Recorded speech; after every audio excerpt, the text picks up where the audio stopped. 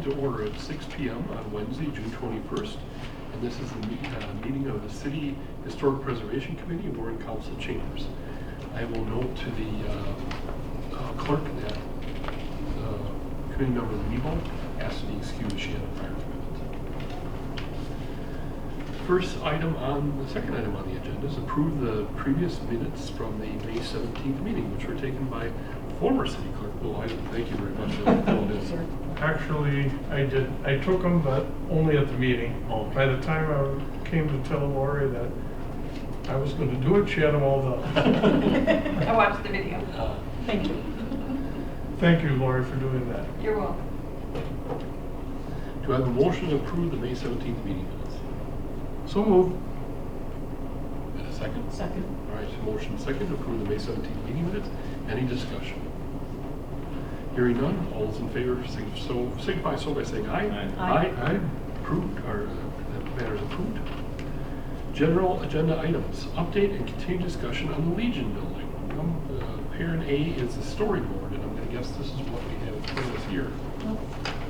If I may. Please. So this is not complete yet because there's one section that needs a little bit more work.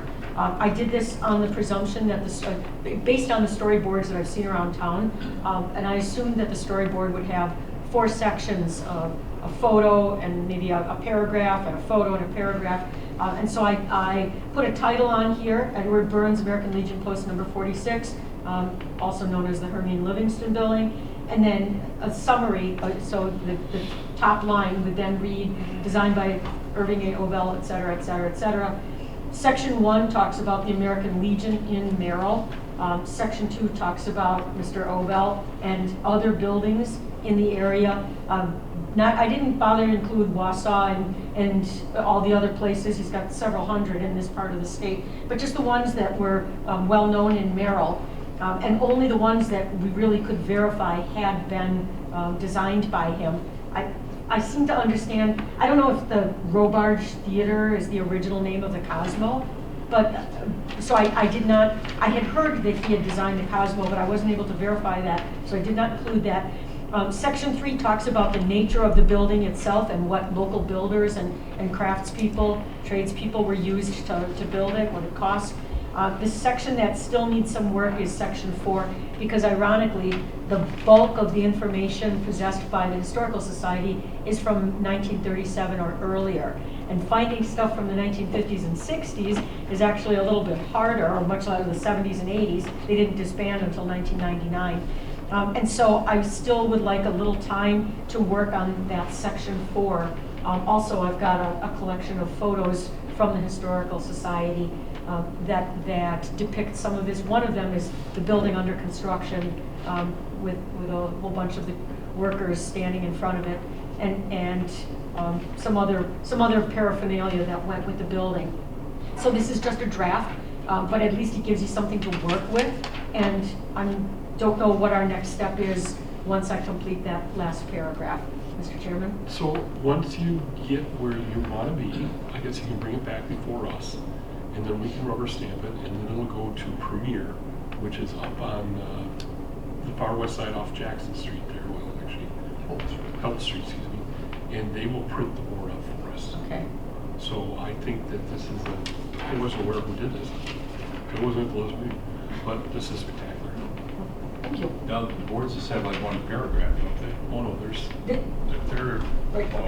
There's one behind the library that's about this big and about this big, and it talks about Staines Park, and there are different photos, and so there's a fair amount of room to work with, which is why, but you try and balance photographs with text so that people just riding by on their bike or scooter get a quick look at it.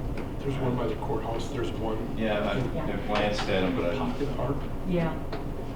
Do you want this on the July agenda then? Yes. Okay. Try and get that completed by then. Thank you. Your subject is still Legion. What's that building being used for? Well, item number B on that is the information from Park and Rec regarding the building. Do we have any update from Park and Rec regarding the building? I don't believe it is being used. It is being used as the center of their summer program, So there's vehicles there every day and then kids coming and going. I don't know what extent they're using the building for. Maybe you go there and show them your badge and find out what's your report back. But I can always email Dan Wendorf and find out. But in the winter, it's kept at a climate control, so nothing's damaging the building. In the summer, that's what it's just going to be their focus for Park and Rec and their summer program. It was heated last winter. There was some Yes. discussion as to whether it would or would not be heated. It was heated to a minimal amount, I was told. Yeah, okay. So at the expense of the city, of course. So I guess I'd like to see best use of that building, not just maintain it and heat it and not have it underutilized. Well, we gave it to, I think they gave it to Park and Rec, so I guess it's going to be. It's under their control. Yeah. But yeah, you know, you'd say, well, let's make it a place you can rent out, but then it's not ADA accessible. So until we get some COVID money or something to spend that bring it up to speed, but then you're competing like the Derby building is doing against the private industry too. You know, it could be an extension of Kitchener Park, obviously. I don't know if there's an answer at this point, but I'd like to keep the discussion open. Good. All right, well, I will reach out to Dan Wendorf and have him come up with a summary and we'll put that on next month's agenda. Any other questions or discussion regarding the Legion? All right, on to item number 2. Discussion of possible list of contractors for historic homes and buildings. Mr. Chairman, Yes. I have started a list of contractors. It's just about impossible to find contractors that specialize in the lost arts of carpentry, like plastering and wooden shingles and things like that. But I have started a list, and I'll pass it around for the committee's inspection. And what a lot of it's with the Wausau Builders Association, which are pretty much all certified contractors. We'll need to just give a list for us to start with and add to. Again, I think it's going to be hard to find contractors that specialize in the lost arts, but we could supply a list of contractors who we have confidence in.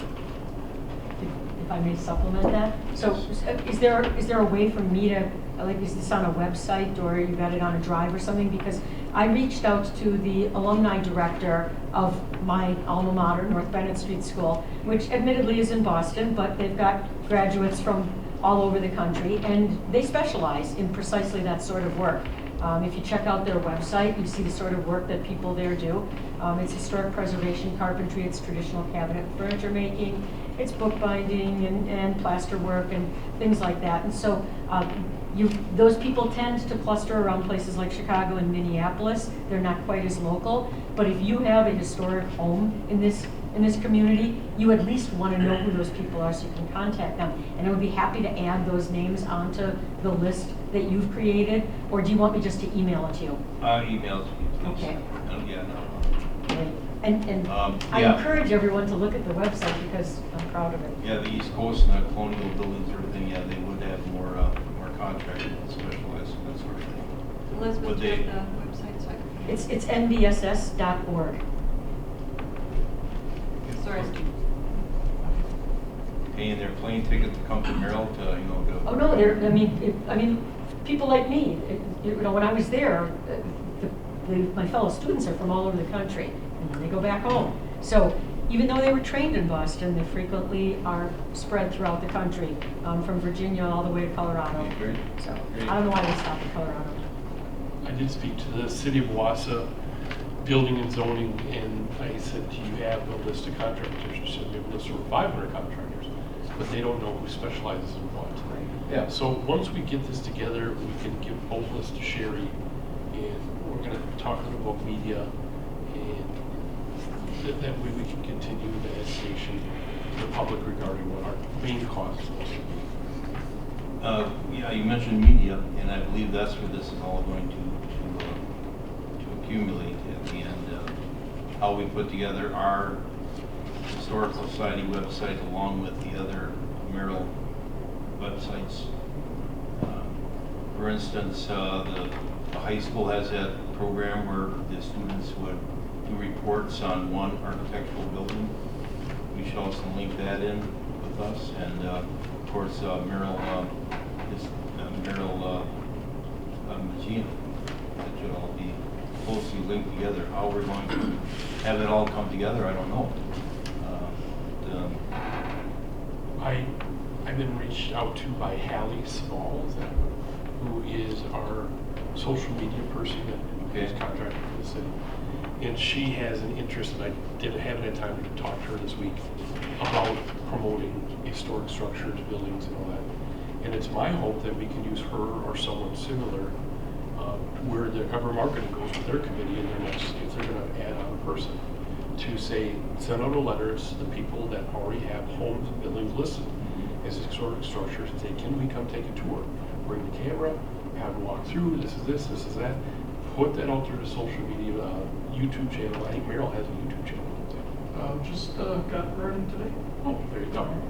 So that, and Hallie seems to be very on board for getting historic stuff out there.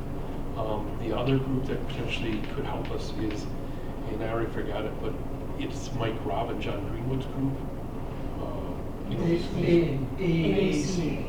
Yeah. The high school MP3 students that, they're all looking for product. I think we have multiple different ways that we can start, because we talk about putting the QR code, and we'll have discussion on the historic signs. But again, we still have surviving members from the Russell family, from the Beckman family, from the Krieger family, that could give short interviews and put that on the QR code and increase that awareness, because in 20 years from now, nobody's going to remember who the heck these people are. Exactly. Maybe our goal is anyone could get on Merrill's site and become a historian. Yes. Instantly. Well, and appreciate, if you're a visitor looking to maybe move into Merrill, and you can go in there and say, hey, look at these great historic homes the city has, Yeah. and how they're promoting them. And I never knew that about my neighbor's house. Sure. And I think that's the goal, and I look forward to working with Hallie. It was too late to get her on the agenda tonight, but I think maybe in July we should do that. Invite her to come in. There are national firms who are, that specialize in bringing promotion and stuff. Hired guns for Yeah, media. we have someone right up the street, and I think he works full time for the city of Boston now. He makes that city look, and their employees look wonderful. He really does. I had a discussion with somebody today who talked about the wonderful work that he does for the city of Boston. What's their best light?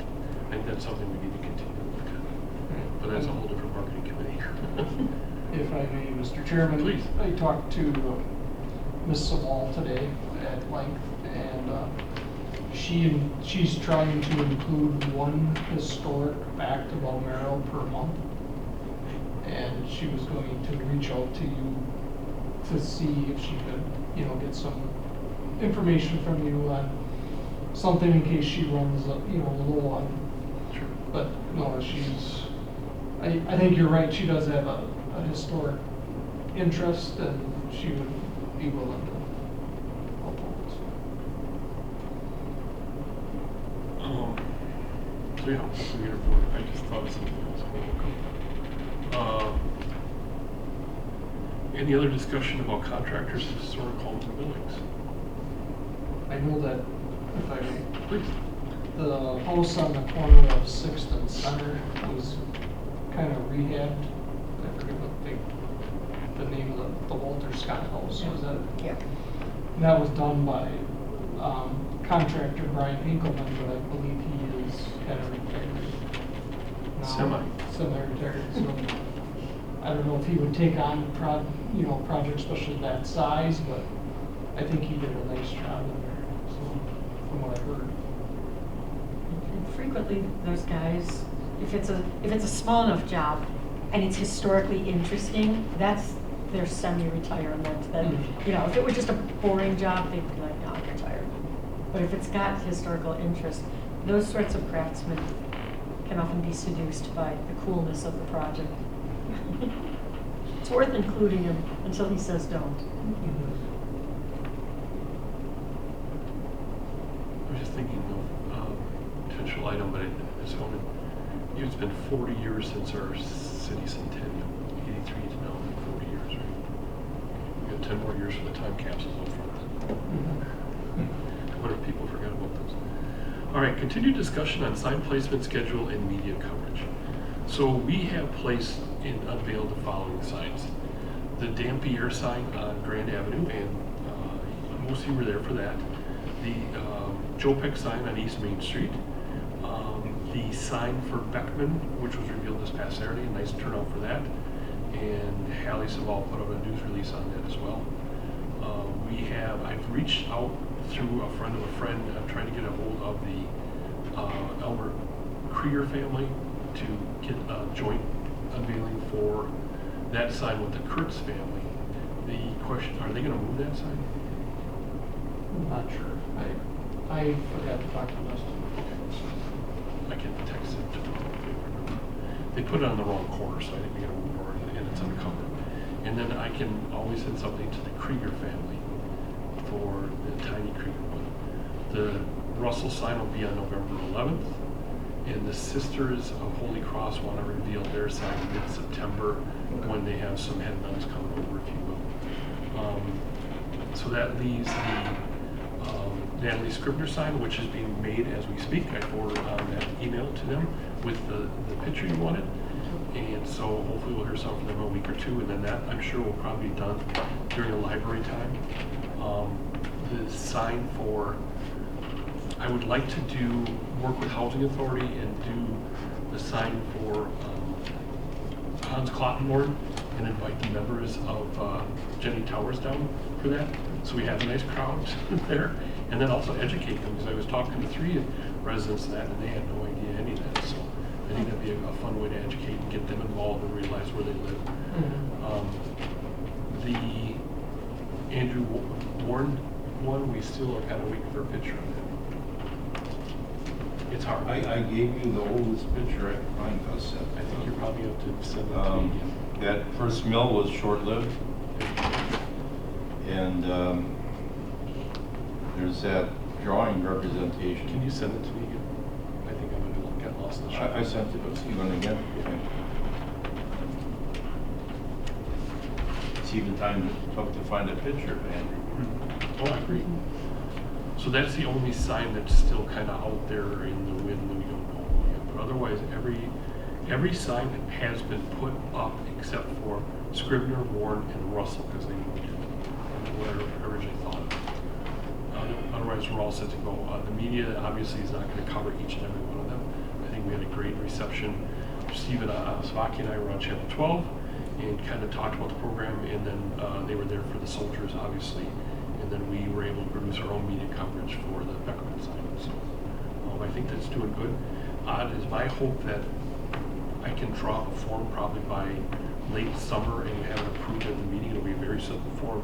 And then we can put it on the city website saying, all right, come up with your bright ideas now and get some signs for next year. And maybe we can approve them like in January or February and then get them made in place during the summer months. What is the cost again? $20. I can double check it was 20 or 25. And the purpose of that is to offset the cost of the signs. You did a form for that? I have to create a form. Yeah, create a form and then advertise it just like this. Mr. Chair, is the fee contingent upon approval, or is it, so you could cost you. you could lose your 20 You bucks? could lose your $20. It's a gamble. Yeah. But it also prevents someone from coming in and filling out 30 of them. Right, Their cousins, no, neighbors. and that's why I asked. We probably discussed it before, but I don't recall, so thank you. I think we had talked about if a committee member brought one forward, if for God forbid we would lose, there was one codicil that said you had to be dead for 3 years, so just keep that in mind. Before I put up the rules, I'll remember that.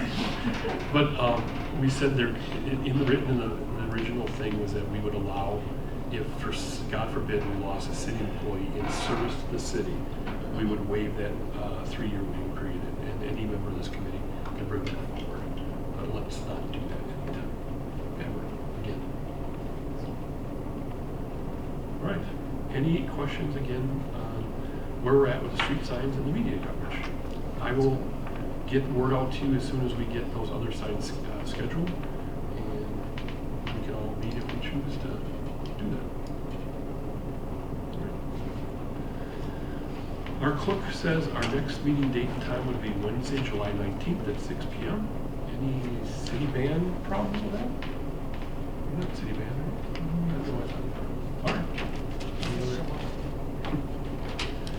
Any other issues with that? All right, hearing none, I will entertain any public comment. Any public comment going twice? Any public comment going 3 times?